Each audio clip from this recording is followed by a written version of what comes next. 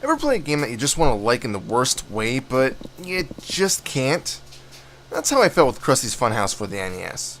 Let me just go on to say I love The Simpsons. I really do. Granted, I don't really watch it anymore due to the newer ones being seriously lackluster and my work schedule, but back in the day, I glued myself to the chair watching it. In fact, myself and a few friends used to take the DVDs of the seasons and watch them like a marathon. Good times, good times. Of course, that was many years after I first played Krusty's Funhouse, but that's besides the point. Why did I just explain all that? I really don't know. But in any case, Krusty's Funhouse was the best looking Simpsons game on the console, and it featured someone outside of the family, so it was different. Add in the fact that it was a puzzle game, and it was even more unique to the rest of the Simpsons games. I just have mixed feelings about it though. Perhaps the main reason is that I'm not much of a puzzle game fan. Maybe it's because I'm horrible at them and they make me feel even more like a dumbass. But hey, it's the truth. But I can't just gauge the game on the genre that it chooses, so let me talk about the more important aspects of the game. First, the story is very simple. You play as Krusty the Clown and have to eradicate rats from his funhouse. Hence, the Krusty's Funhouse title. Your whole objective is to direct Krusty around every room and dispose of the rats.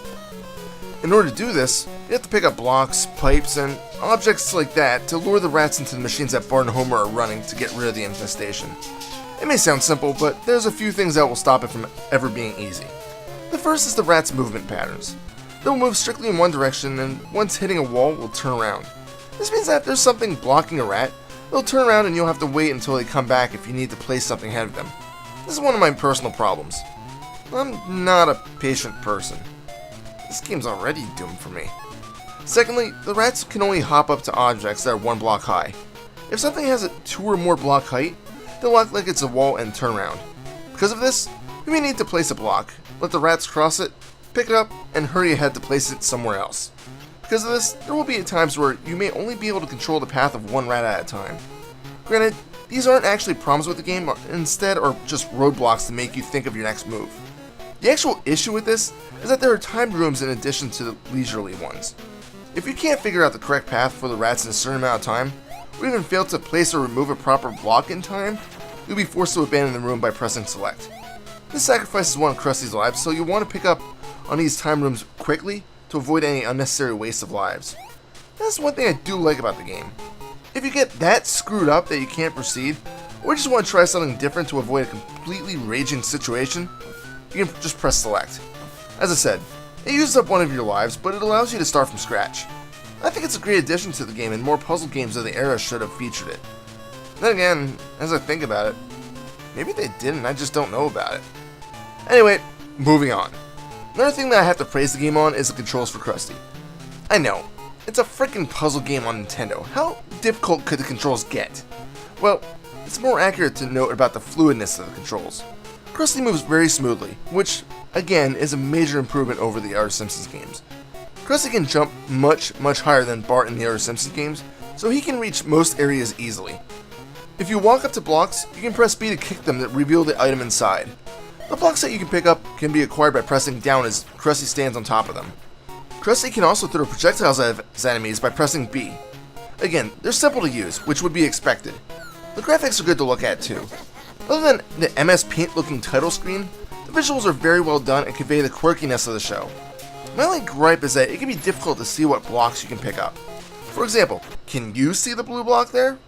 I must have ran by it about a dozen times before I accidentally bumped into it and realized that it was what I was looking for. Also, the first time I was running around stumped with a pipe puzzle, I didn't realize that I could pick up the corner piece of pipe.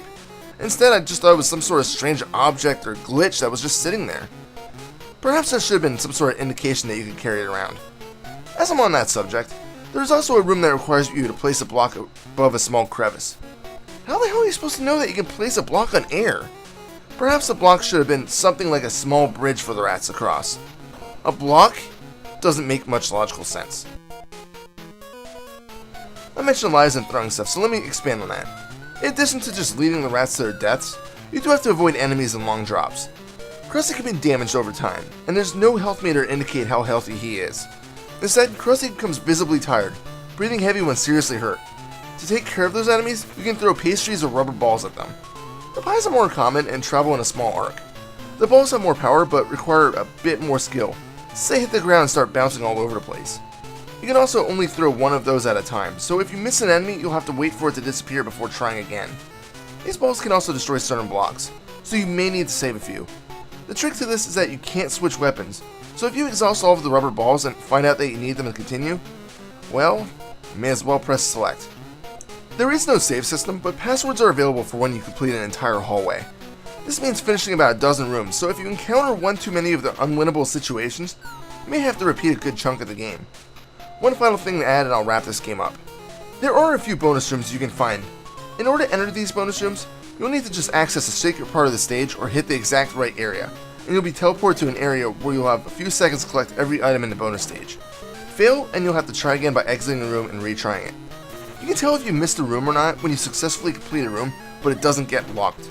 In addition, there's a secret stage on the hallway screen too. In order to uncover this one, you have to find the hidden fireworks in certain levels. Again, the room won't lock behind you if you didn't fully complete it. Krusty's Funhouse isn't a horrible game, but it's not my cup of tea. If you like puzzle games and The Simpsons, definitely give this one a go. I'm just not keen on them, but as I said, I can't condemn this game just because it's not part of my preferred genre. Final score? 7 out of 10. This is Reaper. And by the way, do you know I'm not on Facebook?